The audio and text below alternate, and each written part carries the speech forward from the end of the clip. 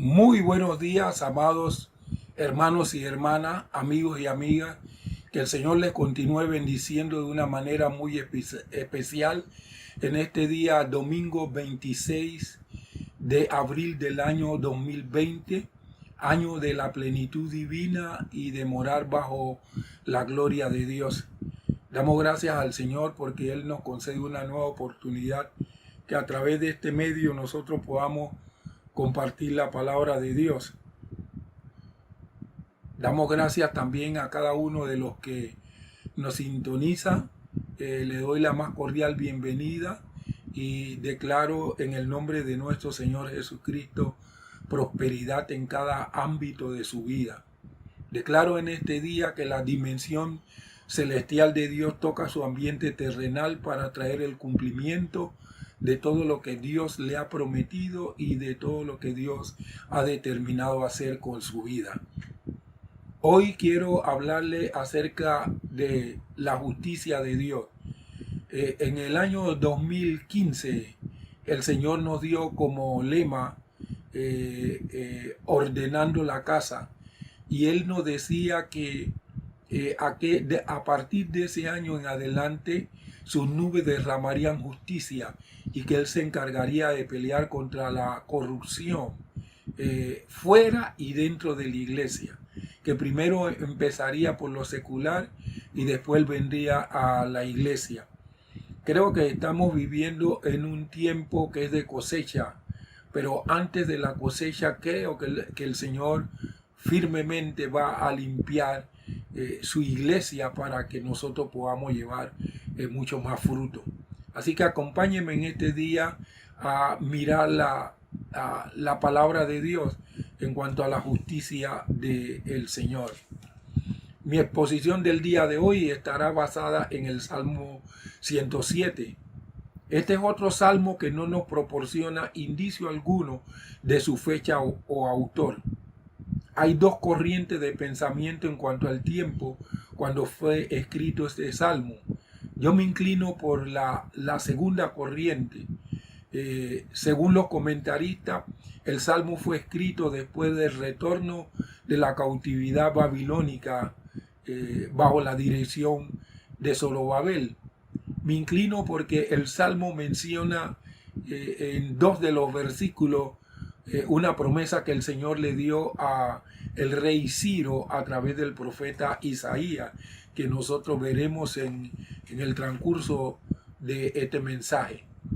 Este Salmo 107 invita a las personas a alabar al Señor por su bondad, demostrada mediante una conducta fiel, amorosa y por sus obras maravillosas de poder sobrenatural.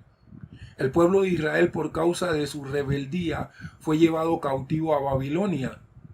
Ellos, a pesar de ser el pueblo de Dios, tuvieron cautivo durante 70 años. Pero Dios había prometido sacarlo de esa cautividad. Por eso se puede decir de los israelitas, los rebeldes castigados y libertados. En el presente hay muchos creyentes que les sucede igual que lo que le sucedió a Israel. Ellos están en la iglesia pero son rebeldes. ¿Por qué decimos que son rebeldes? Porque no obedecen a la palabra de Dios, y el no obedecer a la palabra de Dios es rebeldía. Por ejemplo, el apóstol Santiago dice que los demonios creen y tiemblan pero no obedecen. Es tremendo. Creen, todos los demonios creen en la palabra de Dios. Tiemblan a la palabra de Dios, pero no obedecen. Y si nosotros tenemos creyentes que creen y tiemblan a la palabra de Dios, pero no obedecen, son como parecidos a esos que narra Santiago. El Señor, a los rebeldes, a los que no obedecen su palabra, los tiene que pasar por un proceso doloroso de perfeccionamiento para posteriormente ser libertados. Siempre que Dios permite que ocurra cosas en nuestra vida, lo hace con el propósito de que nosotros podamos estar más cerca de Él y que se cumpla en nosotros su voluntad. Dios nunca va a hacer algo para dañarnos a nosotros. Lo que Dios hace en nuestra vida siempre es con el propósito de edificarnos, y de encaminarnos al cumplimiento del propósito de Él.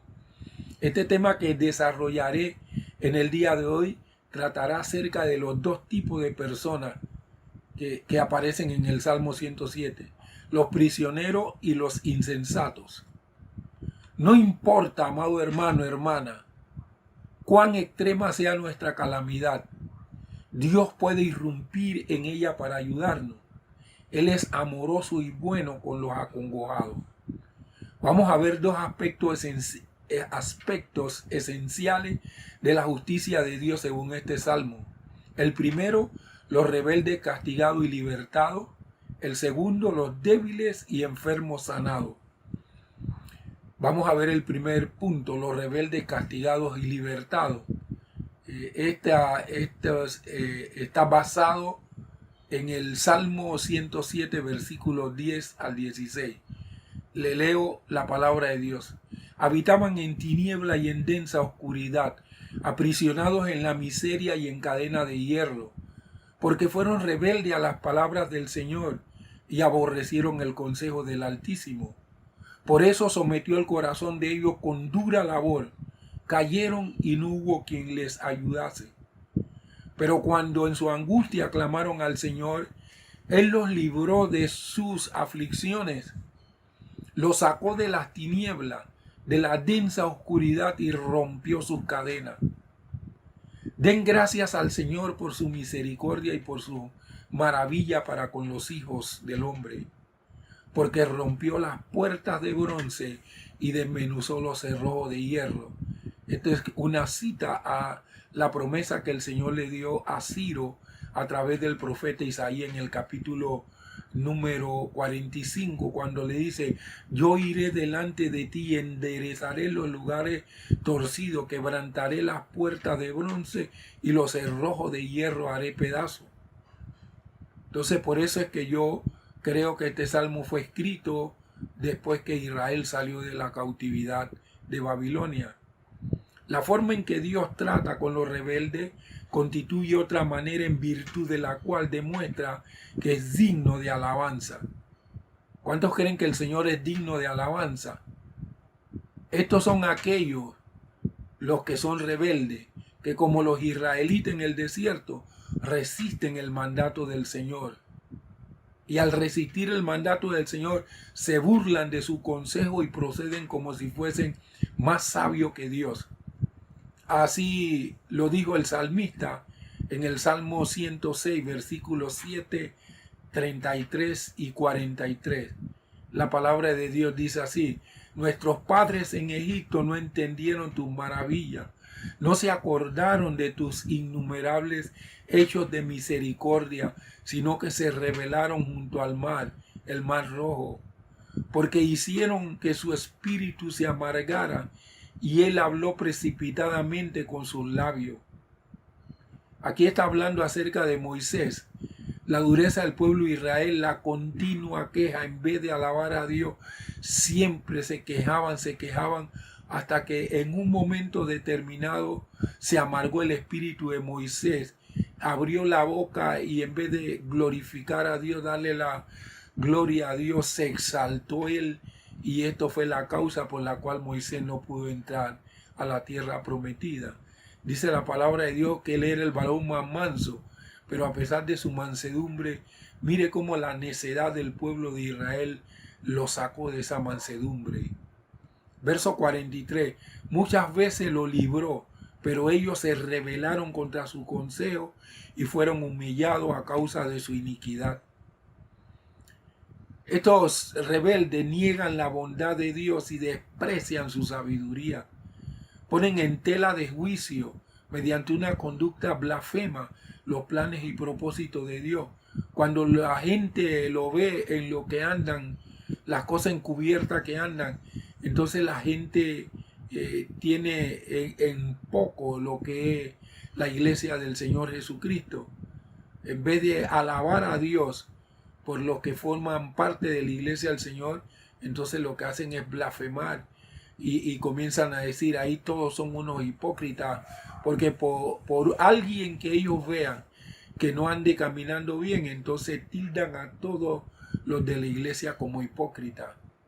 Así que esta gente que no se conduce en obediencia a la palabra de Dios, ponen en tela de juicio mediante una conducta blasfema los planes y propósitos de Dios. De manera que Dios les manda la disciplina y el castigo que merecen. Sus prisiones de hierro, la oscuridad y la sombra de muerte, la tortura y la humillación, los tropiezos y la falta de ayuda, son todos sus juicios contra el pecador obstinado. El valle de sombra de muerte, que se menciona aquí como en el Salmo 23, en hebreo Gai, denota un estrecho valle que por lo general está en sombra debido a su topografía. La frase, según la usan en el Salmo 23, denota una hondonada envuelta en sombras mortales. El comentarista Federico White explica que la frase tinieblas de afuera, empleada en Mateo 22:13, recibe nuevo significado cuando se nos informa del extraordinario temor que los pueblos orientales sienten por la oscuridad de la noche. Por lo general, mantienen una lámpara encendida durante la noche. Pero estos juicios no son vengativos por naturaleza. Proceden también de un Dios bondadoso, que es además un Padre amoroso. Si no los amara, los dejaría transitar por el camino de su soberbia que emprendieron hasta que le provocara la muerte eterna. Pero Dios, en virtud de su misericordia, permite todo esto a fin de hacerlos comprender que marchan por un callejón sin salida y se hallan indefensos. Y luego, cuando en su desesperación claman a Él, Dios les presta ayuda de inmediato. Siempre el Señor está esperando oír su llamado a fin de romper las cadenas que los arrojan, para quebrantar las puertas de bronce, para destruir los cerrojos de hierro, sacándolos de la profunda oscuridad de su aflicción, de su dolor, de su restricción. Santiago Freeman describe 2 grillos de bronce traídos de Nínive que pesaban casi 5 kilos cada uno y tenían más de 50 centímetros de largo. Esto era lo que le ponían a los que llevaban cautivos. Y Dios hablaba de cadenas de grillo, de romper cerrojos de hierro. Y los cerrojos de hierro de que hablaba el Señor, estos grillos formaban parte de esos cerrojos de hierro. Dice Freeman que las argollas que aprisionaban los tobillos eran más delgadas a fin de que se pudiese achicar a golpe de martillo después que el pie pasara por ella. De manera que Dios, mediante Cristo, amados hermanos y hermanas, nos saca de la oscuridad y del pecado y de los fracasos y nos pone a la luz maravillosa del Evangelio, como lo prometió en Isaías capítulo 9, versículos 2 y 6. El pueblo que andaba en tiniebla vio una gran luz. A los que habitaban en la tierra de sombra de muerte, la luz les resplandeció. Versículo 6.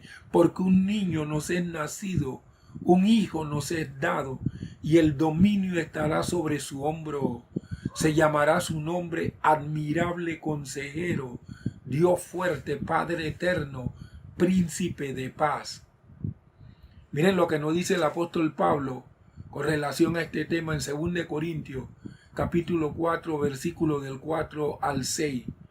Pues el Dios de esta edad presente ha cegado el entendimiento de los incrédulos para que no los ilumine el resplandor del evangelio de la gloria de Cristo, quien es la imagen de Dios. Porque no nos predicamos a nosotros mismos, sino a Cristo como Señor, y a nosotros como siervos de ustedes por causa de Jesús.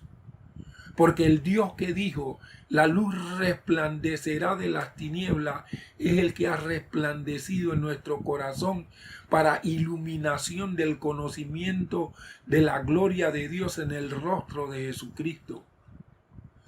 Amados hermanos y hermanas, nuestro Dios es capaz de romper las cadenas o prisiones de los hábitos, no solamente las cadenas y prisiones verdaderas físicas, sino que también el Señor, si nosotros nos humillamos, nos rendimos delante de Él, Él va a romper las cadenas o prisiones de los malos hábitos que nosotros podamos tener, con la misma facilidad con que puede romper cadenas verdaderas. Hay una historia de dos hermanitos que fueron con un grupo de expedicionarios y un guía para conocer unas cavernas. Esa historia nos puede ilustrar a nosotros de cómo Dios ha hecho brillar la luz en nosotros. Durante su gira de visita por estas cavernas de Karvat, ellos llegaron al sitio más profundo de la caverna. Allí el guía apagó las luces. La oscuridad era tan intensa que la jovencita comenzó a llorar. El hermano la consoló diciendo: no llore, hay aquí un hombre que sabe encender las luces. Gracias a Dios que nosotros, amados hermanos y hermanas, conocemos también a uno que a raíz de su sufrimiento y la terrible oscuridad de la muerte en el Calvario, aprendió a encender la luz de la esperanza en los corazones que en Él confían. Vamos a ver el segundo punto: los débiles y enfermos sanados. Este punto está basado en los versículos del 17 al 22 de este Salmo 107. Dice el verso 17: fueron afligidos los insensatos a causa de su camino rebelde y a causa de sus maldades. Su alma abominó toda comida y llegaron hasta las puertas de la muerte. Pero cuando en su angustia clamaron al Señor, Él los libró de sus aflicciones. Envió su palabra y los sanó, los libró de su ruina. Den gracias al Señor por su misericordia y por sus maravillas para con los hijos del hombre. Ofrezcan sacrificio de acción de gracia y proclamen sus obras con júbilo. Estos versículos pueden referirse a la nación de Israel en el tiempo de la primera venida de Cristo. La nación estaba enferma en aquel entonces. Había pasado los apuros de los días de los macabeos. Ahora estaba bajo el dominio del imperio romano, no era una nación libre.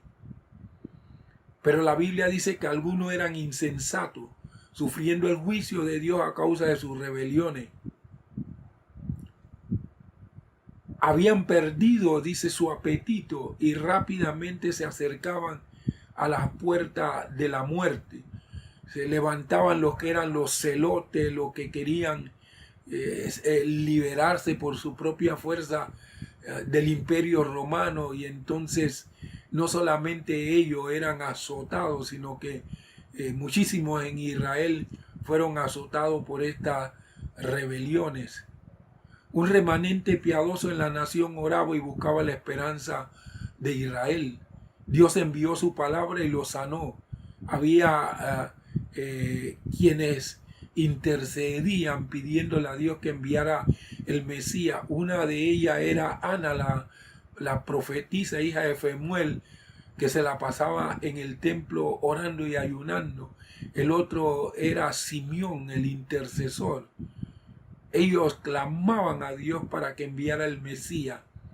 Y a pesar de que ambos eran bien entrados en años, lograron ver al Mesías en su etapa de niño, pero lo vieron, se gozaron y se alegraron. Ahora, su palabra aquí en este salmo, envió su palabra y les sanó. Su palabra puede ser una referencia al Señor Jesucristo, el Logos, quien vino a la casa de Israel con un ministerio de sanidad. ¿Cuántas veces leemos los evangelios y los sanó a todos? Mateo nos recuerda que en su ministerio de sanar enfermos, el Salvador cumplió la profecía de Isaías. Él mismo tomó nuestras enfermedades y llevó nuestras dolencias, como dice Mateo capítulo 8, versículo 17. Si alguien objeta diciendo que no todos los israelitas fueron sanados mediante el ministerio terrenal de nuestro Señor Jesucristo, les recordamos que tampoco todos entraron, los israelitas que salieron de Egipto, no todos entraron en la tierra prometida, ni volvieron todos de la cautividad en Babilonia. Algunos se murieron en Babilonia, no volvieron todos de la cautividad de Babilonia. Siempre que la palabra del Señor habla en términos generales, habrá excepciones de los que no alcanzan la gracia de Dios por causa de que no creen y no pueden tocar con la fe el territorio prometido por Dios. Otra razón en virtud de la cual Dios es digno de alabanza es la forma en que Él trata con los necios y los insensatos que caen constantemente en pecado y que siempre tienen que sufrir por esto. No son estos los rebeldes del pasaje anterior, del punto número 1, sino más bien los relaxos que al parecer quieren servir a Dios, pero que cómo pueden servir a Dios en una condición de cautividad, porque para servir a Dios primero hay que adorarle. Si adoramos a Dios le podemos servir, no podemos servir a Dios si no adoramos a Dios. Esta gente que anda en esta condición en medio de la iglesia tienen buenas intenciones, piensan bien, pero su cautividad no lo deja ser adoradores y servidores del Dios Altísimo. Pero dejan que su debilidad y necedad los haga tropezar.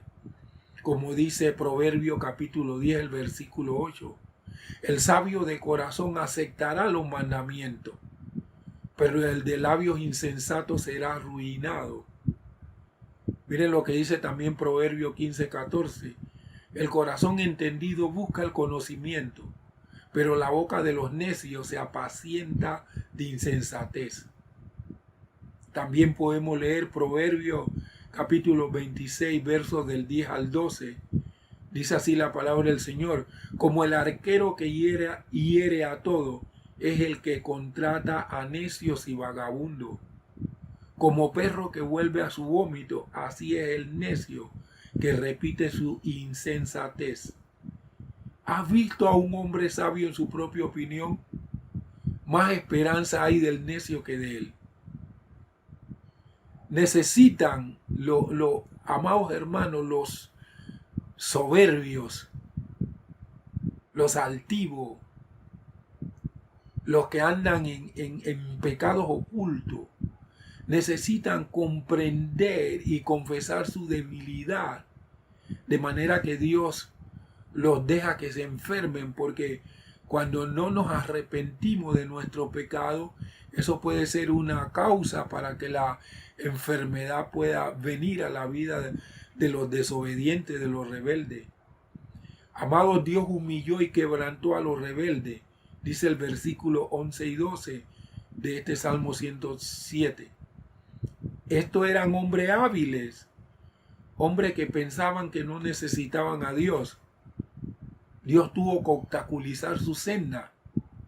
Pero todo lo que Dios tiene que hacer con estos necios es dejarlo que se provoquen la enfermedad a sí mismo. Así lo insinúa la construcción hebrea en el versículo 17.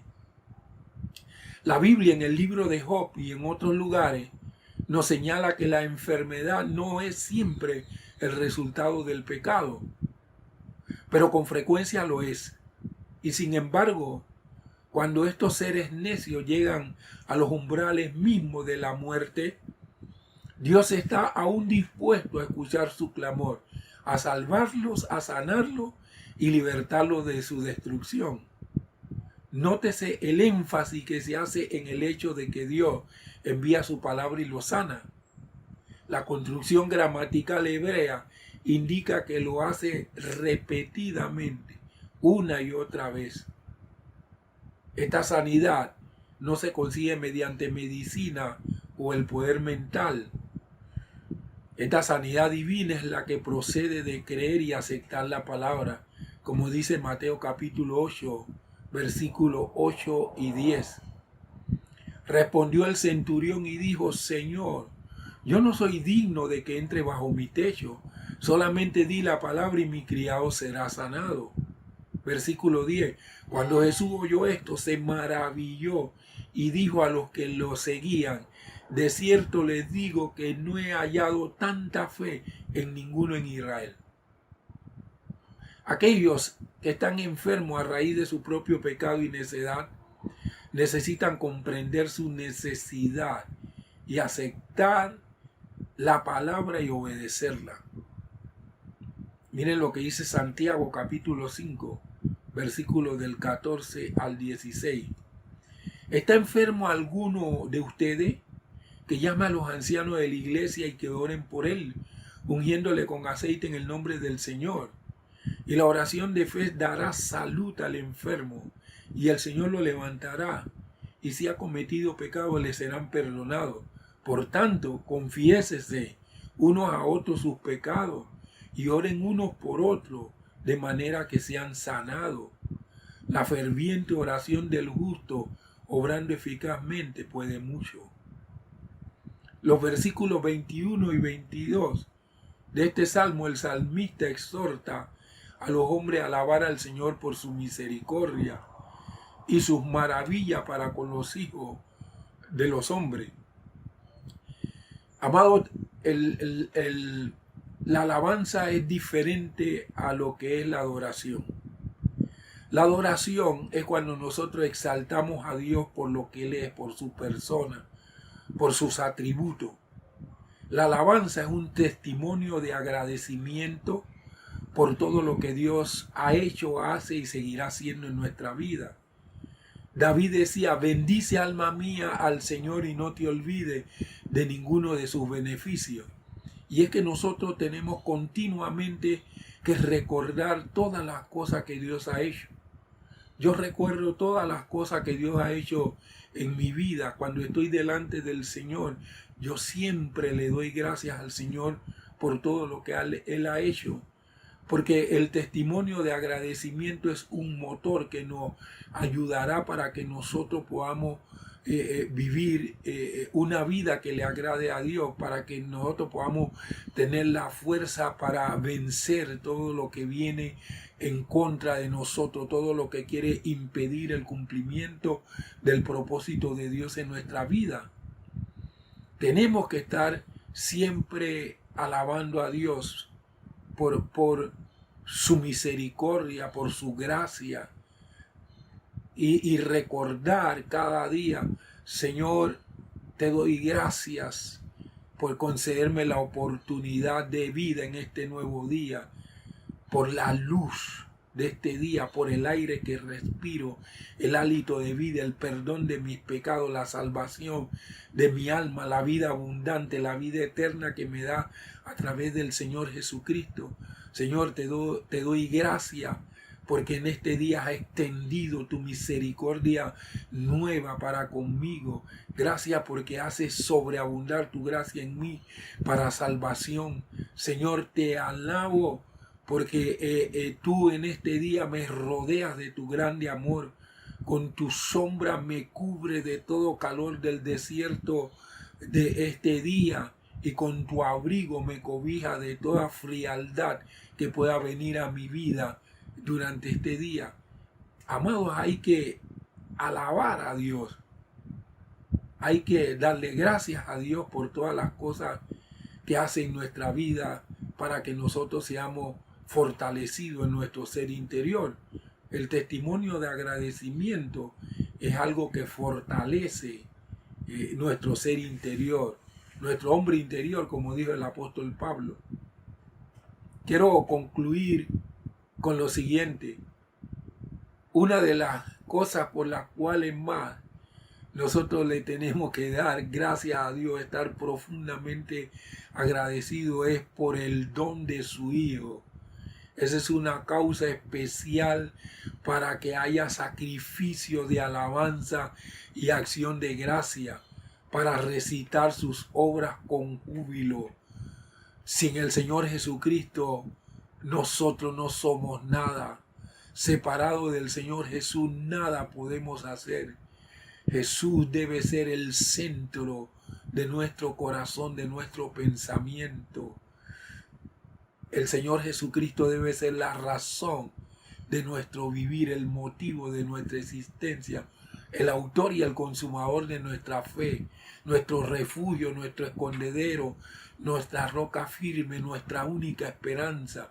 El Señor Jesucristo debe ser nuestro gozo, nuestra alegría, nuestra satisfacción. Nos tenemos que gozar en el Señor Jesús. Ese es el regalo más grande que el Señor nos ha dado. Jesús debe ser proclamado cada día por nuestra boca en todo momento. El Señor nuestro Dios le dio a su Hijo un nombre que es sobre todo nombre, para que en el nombre de nuestro Señor Jesucristo se doble toda rodilla de los que están en el cielo, en la tierra y debajo de la tierra. Y lo más importante, que toda lengua confiese que Jesucristo es el Señor, para la gloria de Dios. No podemos, amados hermanos, olvidar la obra que el Señor Jesucristo hizo por nosotros en la cruz del Calvario. Casi ya no oímos acerca del sacrificio de nuestro Señor Jesucristo. Ya eso ha pasado de moda. Pero el mensaje apostólico es Jesucristo y este crucificado.